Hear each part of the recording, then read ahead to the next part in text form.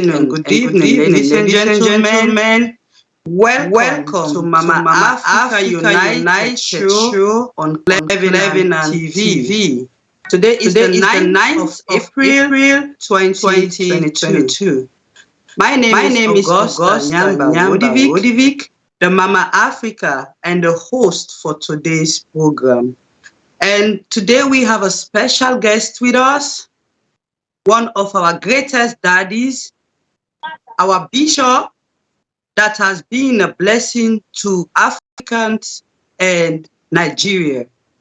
And we believe it's not only Africans, our daddy have been reaching people all around the world. And the special guest today that we have, that we believe he's going to bless us with the word of God and encouragement for what we are looking forward to. And the change, towards the changes that we are looking forward to as Africans, is no other person but our daddy, Bishop Prosper Obara. God bless you, sir, and Obara. God bless you, sir, and welcome to Mama Africa United show. Go ahead, sir. Thank you. I want to thank God for this great privilege, this opportunity to talk to people around the world. A formal introduction of myself.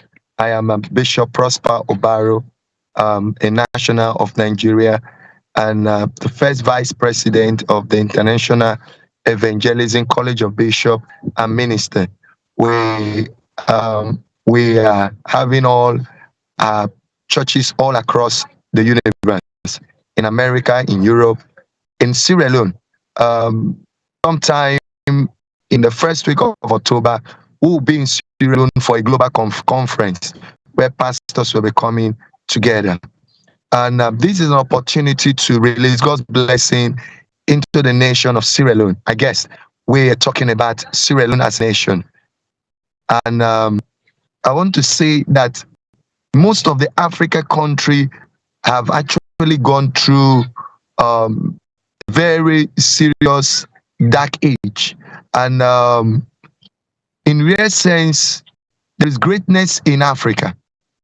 There is real greatness in Africa. Almost all the countries in Africa I have gone to, I keep seeing these potentials in us. And even the West, aware of the greatness in Africa. But the big problem we're having is that we don't believe in ourselves.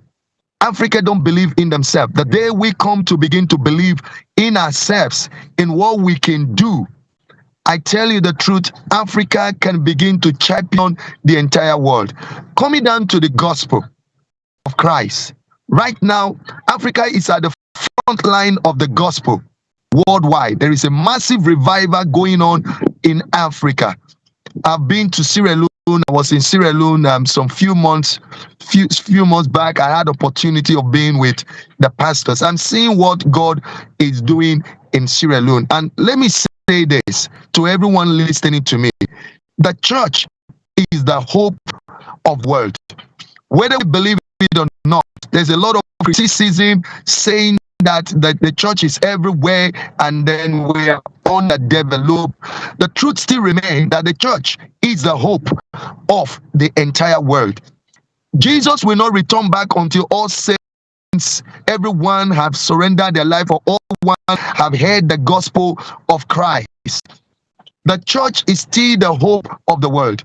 I can tell you for free that the kind of organizations that we are seeing in the church today, if it goes into our Africa politics system, you will be surprised that Africa can begin to compete with other parts of the world.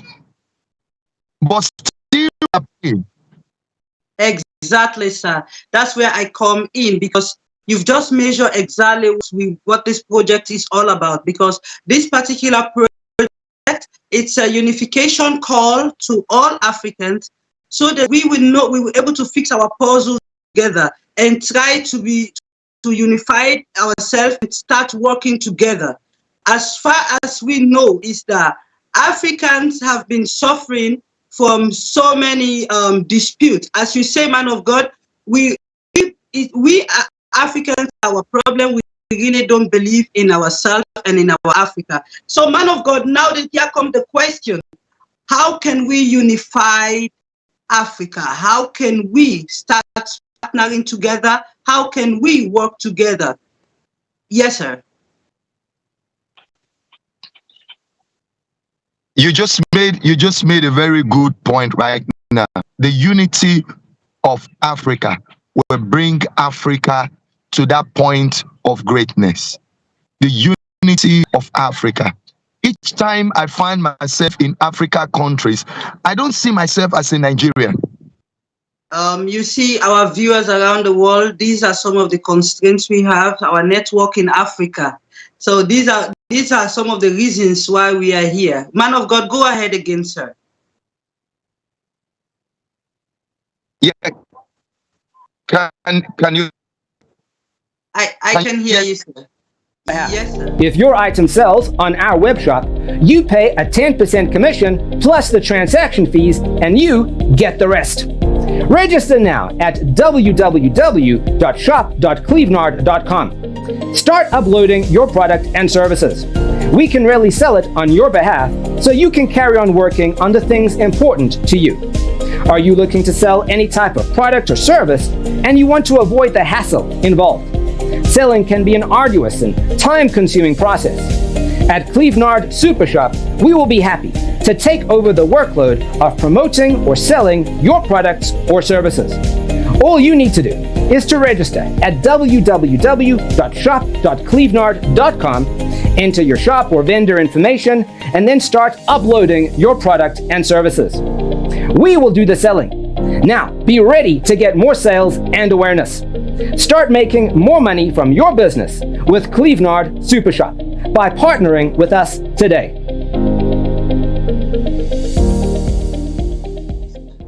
Yes, sir. Yes, sir. Okay, sorry for that. Africa really need unity.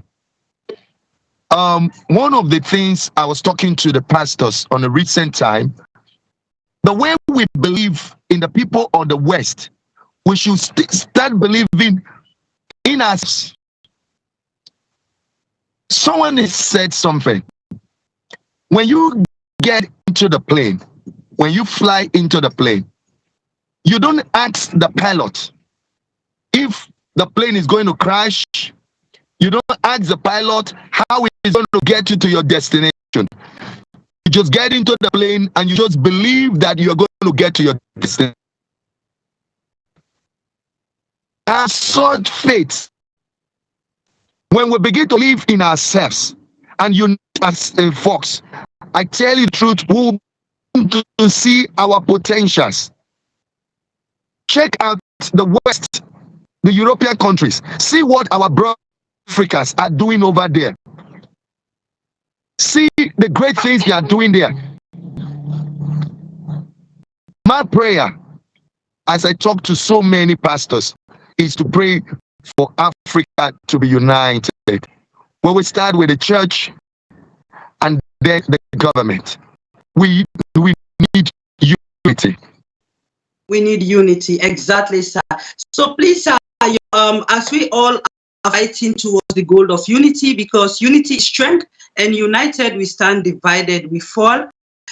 Please, sir, what can you tell us about the shortcomings of we Africans? Like, what are the disadvantages that stops us from achieving this kind of goal? Because we need to go to the foundation of why we are where we are. So what are some of the shortcomings of Africans that we need to change?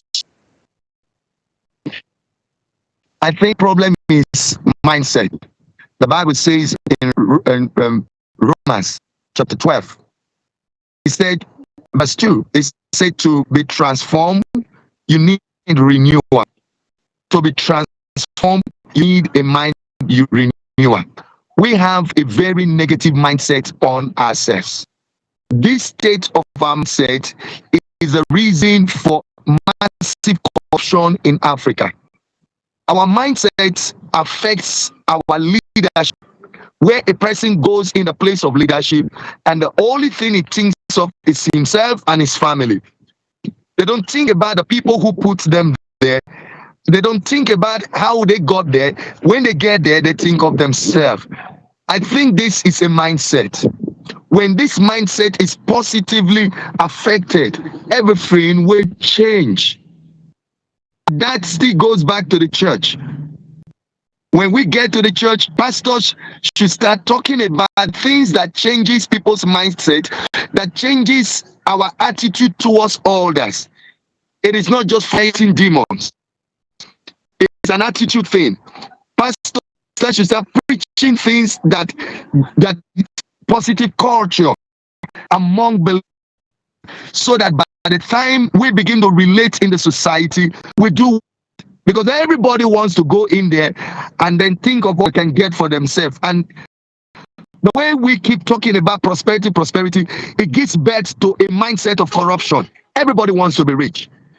And when you find an opportunity, you think of it. You just grab.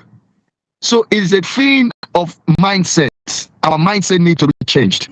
Thank you so much, sir. Exactly. I was just about to ask you that where can we start from? But now that you've measured that, is the job, I should put it, of our leaders, not only our Christian leaders. I think it has to be a collective effort of all leaders in different society. But you've measured the Christian community. So please, sir, can you maybe introduce us to your own community that you are? How far have you been working with the youth on this same topic, sir? Okay, I'm the first vice president of the International Evangelism College of Bishop and Minister. We have been training young people all over Africa. We have been doing that in different parts of the Africa countries where we have our representative. And one thing that we have been doing is we offer free training. We offer free training. Training is free. Even the one we're having in Sierra Leone is also free too. The ones we're having in Nigeria, if the one we're having in Cameroon, are free. Because most people do not really have access to quality training because of the lack of fund. And we offer free training through of partners. We send people. Just have some patience. I do this. Yes, sir. Go ahead, sir. Go ahead, sir. You're still in. Yes, I do this using the platform we're in, International Evangelism College of Bishop and Minister. The prelate of that organization is Archbishop Michael C. Turner. I am the first vice president. Thank you so much, sir. Thank you so much, sir. Because we that are living in the West have realized that most of our young, talented youths are on the run coming here to the West, and many are dying through the Mediterranean. And we see how many have lost their future and spend years here without having anything to show for it, just in the name of seeking for documents. What advice will you have for the youths that they can have hope on? What advice do you have for them? Why they should stay home and focus on some project that you are coming up with? I come again with my question again. Let me put it in another way around, sir. Because as I say, we have a youth that are migrating from Africa to the diaspora, more especially our Nigerian youth that are dying through the Mediterranean. And this is worse than every other pandemic. What kind of advice will you give to our youth and hope that they should hold on to? I would say this. We have a church in Turkey. Turkey to be 100% Christian, but right now it is almost 99% Muslim and just 1% Christian. So we set up a church there in Turkey. One of the days I traveled to Turkey, I saw a young man whom I know was working here in Nigeria, and then I saw him there. And then all he was telling me was he has been there for the past 5 years. He's suffering. He can eat. So I told him, young man, when you were in Nigeria, you can eat. Yes. So what happened here? He said he can eat. That they gave him a picture that when you get to the West, you just get everything is there, everything is fine. But by the time he get there, he found out that he has to work harder. Now, most of the young people in Africa have a very wrong notion on abroad, traveling overseas, especially when one or two persons come back, buy houses, buy this, without explaining to them in details what they do in generating the funds. So every other person wants to go there. But each time I go to the West, I keep seeing a majority of people that is stranded. In fact, Mama Africa, I have to tell you this. There are more stranded Africa overseas than are more people who are settled. Yes, sir. There are more stranded. If you're not traveling, you won't know about this. There are people who have been there for 35 years that are stranded. Absolutely stranded. Someone at home is far better than them. So what I want to say to the people, the young people in Africa, Africa is a place that is full of a lot of opportunities. If there is no opportunity in Africa, the West will not be coming here to do business. They keep coming in. They keep coming into Africa. That thing you do not believe in, somebody has seen it. So it is good that we African, the young people in Africa, to start looking inward and take advantage of all that they have. Becoming an entrepreneur is a blessing. Take advantage of what you have. Because if you have not gone to the West, you would think that it is better over there. But there are many, many, many people who are stranded in the West. We are blessed in Africa. And I want to let the youth know that we are blessed. It is time for us to look inward and take advantage of what we have.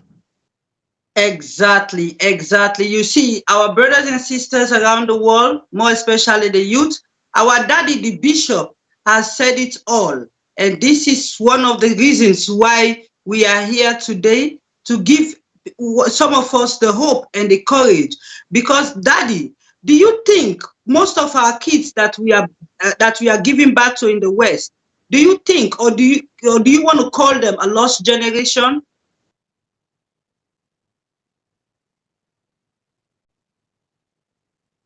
Do you think the kids that we are giving back to in the West, because Africa is not developed, do you want to call them a lost generation?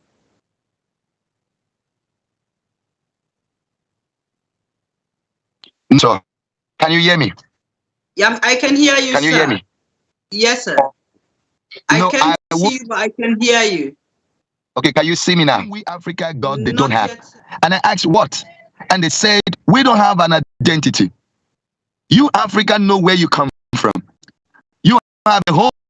You can identify yourself with a family, but we don't have identity. We don't even know where we come from. We don't even have our home. So one of them was asking me if we can be a citizen of Nigeria. And that was very interesting to know that we are proud. We all have identity. So those of our children who were to bring them home, to let them know where they come from, where they belong, so that as God is helping them, they will to develop home. Exactly. Thank you so much for this contribution, because a lot of Africans are worried already if our kids will ever go back home. And a lot of people have been saying our kids might be a lost generation. So there is hope that our kids will never be a lost generation. Is that what you want to tell us, sir? Yes, there is hope. There is hope. Yes, sir. Do you have any advice for our, let me call it, our political leaders? Please, sir, I'm find out that we are using only audio. Can you check your video, please, sir? Okay, no, yeah, check your video. But if not, you go ahead. Go ahead, sir. Yeah, now it's more better. Go ahead, sir. Okay. For our politicians, Africa, we, like I said earlier, we have mindset problem. Everybody wants to go into power and stay in power forever and ever. That is the problem of the African. when he's not leaving power, he wants to put his kids there or he wants to put his relative there. That is not okay. You should go into power with the mind that you have just barely a period of time to prove and to do your best. And take that time to do your best. Do not go into power and be thinking that it belongs to you and your family. It gives birth to a lot of corruption. And that is one of the things I want to talk to our politicians, that every opportunity you have to get into power is an opportunity to prove and to put up a mark for the next generation. The West, we're going to the beauty, when you get from the airport into the city, they were all done by people. Like I would say this: God gave us in Africa corn, but He never gave us cornflakes. So whatever beauty that you see anywhere, someone made it happen. The beautiful hospital, somebody made it happen. So our politicians in Africa, stop going overseas to look for something beautiful, buy houses there, make it happen here. Get us good road, get us good facilities, make things to happen here. That is the only thing you can do, and you will be remembered for it. Thank you so much, sir. You see, I really appreciate this particular point, because this is where our topic, even our topic has been on, that we really need to change the mindset of Africans, and more especially our leaders, or I should call them also the rich people, because the German is not only built by the government. Don't forget that fact. The Germans, the citizens also play key role. So what advice do you have for the common man? I will still go back to the politicians. You know, we in the West, we don't create an enabling environment, enable young people to rise. I keep saying that in Africa, there are young minds, there are very ambitious people, there are people who wants to do things for themselves, but the politicians make things very difficult for young businesses to rise. So I still go back to our leader. When they are making policies, they should make policies that enable young people to do things. I'm into the real estate. I can do well in the real estate without passing through the policies of the government. So when the policies restrict me, I will be restricted. And then if I have much fun and I think of going out of Africa to go and invest my money where the government, but I want to plead with the government and our politicians to try to make the environment friendly for young people that are rising to do business so that we can build Africa together. So do you think that this is the reason for the brain drain in Africa, and more especially in the science and technology area and in other business or academic fields? We have most of our doctors in the West. Do you think these are some of the reasons for the brain drain in Africa? Yes, sir. Yes, ma'am. Corruption, wrong political policies are hindering people from really expressing themselves. So they now go to a place where when they express themselves, they can be sure and secured. I've seen many businesses without simply because of policies. They just rise up one policy just because someone wants to victimize one person. You want to victimize just one person and you're a ruler. You now set up a policy that can affect a lot of people that are innocent. They do that a lot in Africa. Okay. So thank you so much, our great bishop. We want to end this program, but we want you to send any message that you would like your members, your society, your community, your family, your friends, your neighbor to remember you on this program with, because this is a historical program. By God's grace, we have a lot of great men and women that will be coming on board, and we know that everyone will be remembered of being part of the change that occurs, that will occur, which we believe by faith very soon in Africa. So do you have any message for your family, friends, or well-wishers before we close the program? Okay. I want to say to everyone hearing me, don't give up in life too quick. there is hope for you. The level of suicide that is going on in Africa is alarming. Do not give up. There is hope for you. Don't ever you imagine that your situation is the most terrible, better than someone. Many years ago, I saw a scene I never forget about. A young man wanted to commit a suicide, so he took the last money he had to buy a food that was wrapped in a little paper. This flour paper, the way they wrapped it in Africa. And then he ate it and then climbed the tree to commit suicide. While he was climbing the tree to commit suicide, as he bent his head down to put the rope on his neck, he saw a man pick up those paper he threw away. He ate the food and threw the paper away. He saw a man pick up those paper and the man was eating the remnant on the paper. By the time he see that, he was shocked. So there is someone I am better than. I ate the main food and I'm about to kill myself because I thought it was the end. Only to look down to see somebody eating from the remnant he had. He pulled up his rope, came down to start encouraging that one that was down. You must understand your situation is not the worst. And as long as you keep hope alive, things are going to change.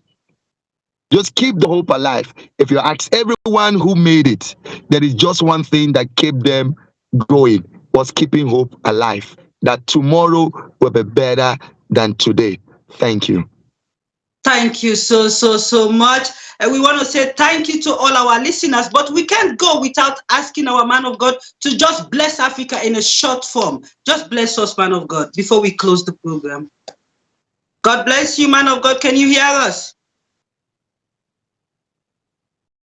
Okay, so I think we've lost our man of God, but I would like to just say some short word of prayers that God will bless Africa. He will direct us and direct our ways, and unity will be among us forever. In Jesus' name, amen. God bless everyone, and united we stand, divided we fall. Have a peaceful evening and stay blessed. God bless you.